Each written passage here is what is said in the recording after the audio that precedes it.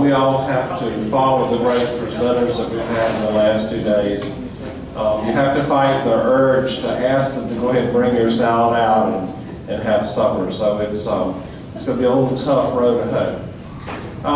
This is the 12th Francis Marion Symposium, and one of the things that my hobby drives me to do is to do symposiums, and so I can tell you that it's a year and a half worth of work to do one of these things, and no one does harder, more diligent work for Francis Marion, for the American cause, and for this local community's great murals project than Carol and George. And so we got to give it up.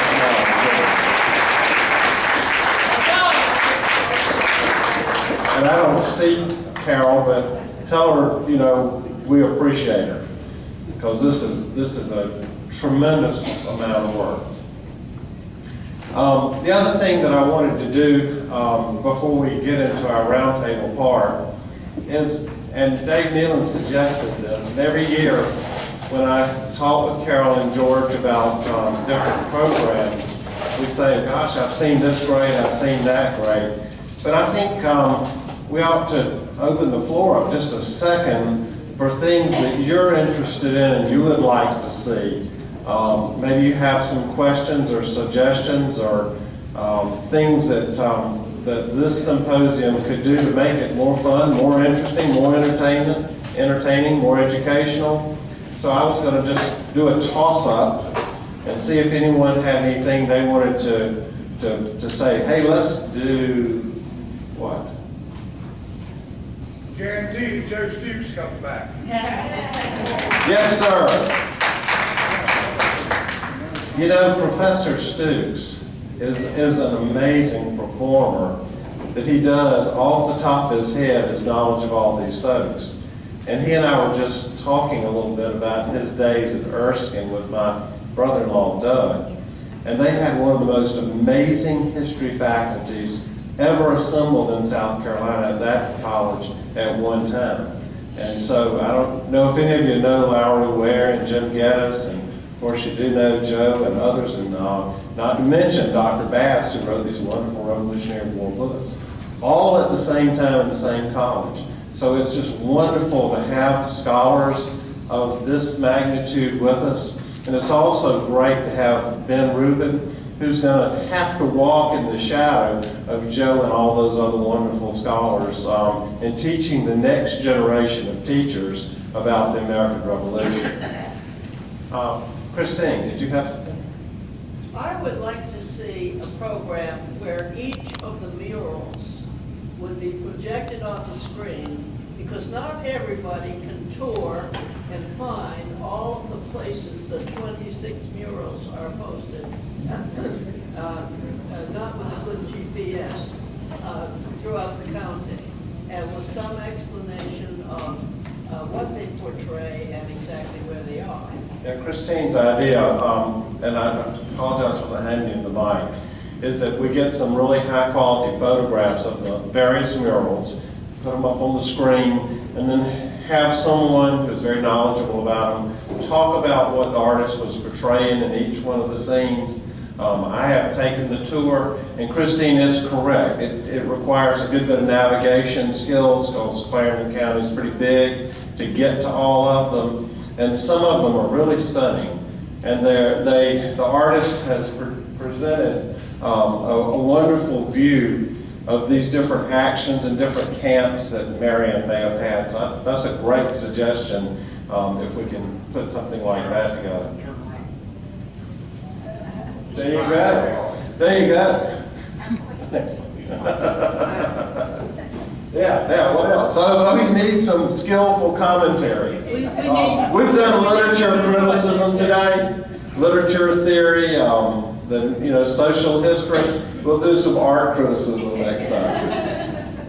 I did publish one time Randy's painting of Marion crossing the PD, and had a wonderful art historian write about it. And there's another whole world of mythology that's created, like the amazing painting of Washington crossing the Delaware that once again tends to take the factual into the beyond factual. So I thought that was a great thing to do. So maybe we should look into getting some more of that. Colonel, sir. That particular idea is number one on the Mural Society's list, to have Marion crossing the Delaware without a top coat on. And We just need to get Randy to come and paint it on one of the spare buildings around. I'd say in Turbyville. so that's also what we're thinking about. If Harry DeVolf can find us a wall up there that's big enough. No questions. Doug. Chairman, for this symposium, you know, it's a wonderful event. I look forward to it every year. Being in education, of course, we're on the level that most of the presentations are on is a pretty high level, high interest, and more on an adult level skill. But I would like to see maybe a section of it centered maybe at a recognition or focus towards younger students. Look around here, and I see a lot of white hair, mine included. But we need to get some younger people participation, maybe just a section on Saturday morning or something, maybe something that would interest our younger people, and then they can be off on something else. Okay, that's right. Well, one thing though, you know, they do Swamp Fox Days here, and it is a whole program designed and aimed and executed hands-on for school-age kids. So that's a kind of different thing that's going on. Karen? Well, if you're going to do something to school age, I think there's nothing better than maybe have a couple of reenactors get up on the stage and explain their clothing and their accoutrements and what it was like to live in camp during that time period. It gauges not only your hearing, but your vision, and the more senses you engage, the more it sinks in. Exactly. Well, I think probably what we need to do is just have one sweet potato cooked over an open fire so that we can reenact the great sweet potato scene. And we get somebody to dress up in a red coat and hurl insults at him. But I'm kind of worried about that guy who's got his legs crossed like that and leaning up against the tree. I'm not sure about that in that painting. You have to be careful when you look at these paintings. Hey. We brought up last night about Ben and Charlton, but I'm just curious. We talked about the Walt Disney and the Swamp Fox. I just wonder if anybody would be interested in seeing Swamp Fox. We have a Swamp Fox Friday night movie or something. Just all watch a few of the old Swamp Fox TV shows. Yeah. And we also have the Chasing the Swamp Fox DVD out there for sale. So that would be another thing that could be shown if there was interest. This has been sliding by on the moving slides that we've had, thanking the sponsors. And if you don't know the story, the SAR that every year sponsors, and Doug could probably talk to it, help me out if I miss it, but each year the SAR sponsors a poster theme. And this past year, it was Francis Marion. And Carol happened to pick up on that and badgered the local SARs, and she can badger pretty well, into doing something. Now the SAR that responded is from Sumter, and they were unable to get any of their schools in Sumter County to respond. But for some reason, the schools in Clarendon County did respond.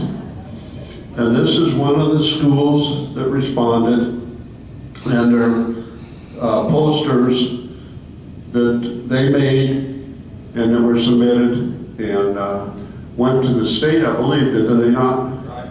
And I think this one down here in the front, which was a winner from here, came in second in the state competition, is that right? So we were really happy about that. But It's those kind of things that the Mural Society does besides just raising money to put murals on the wall. So just wanted to point that out to you. Okay. Charles? Yes, ma'am. Christine? May I make a comment that probably the schools in this area responded because of the Francis Marion Days?